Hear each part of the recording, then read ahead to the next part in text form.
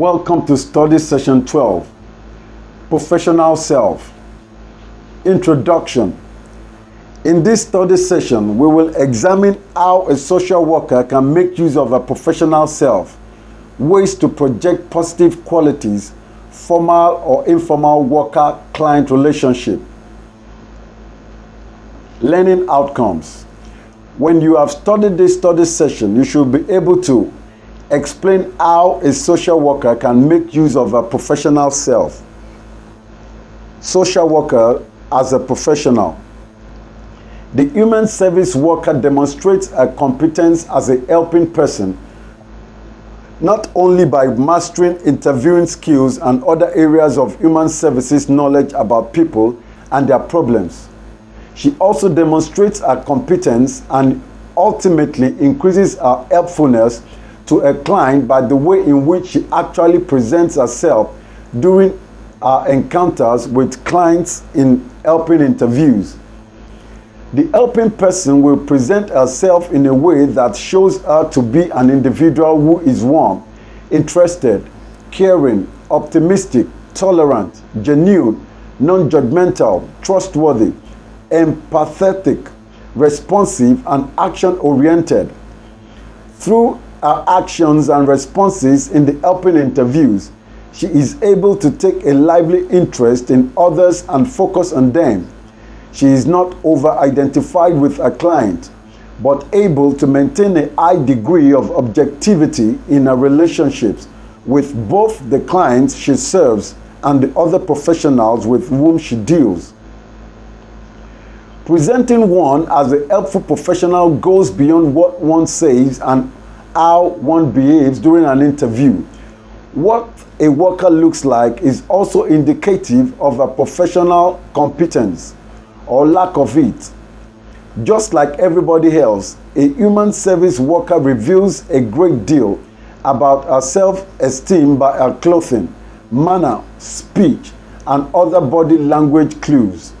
Every individual worker must, of course, decide for herself what style of clothes she will choose to wear to work and how she will conduct herself during interviews. It is a useful rule of thumb, however, for every worker to consider the effect of how she presents herself on a client in terms of how he is likely to perceive her. For example, if wearing jeans or chewing gum or sitting in a lotus position during an interview is not likely to inspire a client's confidence in the worker's professional competence, it would obviously be more beneficial to adjust one's appearance accordingly. Some workers balk at what they consider conventional attire and want to assert their individuality by dressing in the latest fad. In some unusual contexts, dressing unconventionally might be appropriate to the helping situation, although usually it is preferably to dress and behave in a manner that will not detract from the potential of the helping process. After all, the worker should not be so self-concerned that her attire is more important than the helping work to be done. Related to the formality or informality of a professional appearance is the more general matter of the nature of the client-worker interaction in their helping relationship. Again, the worker must exercise a personal discretion in deciding just how formal or informal each helping interview will be.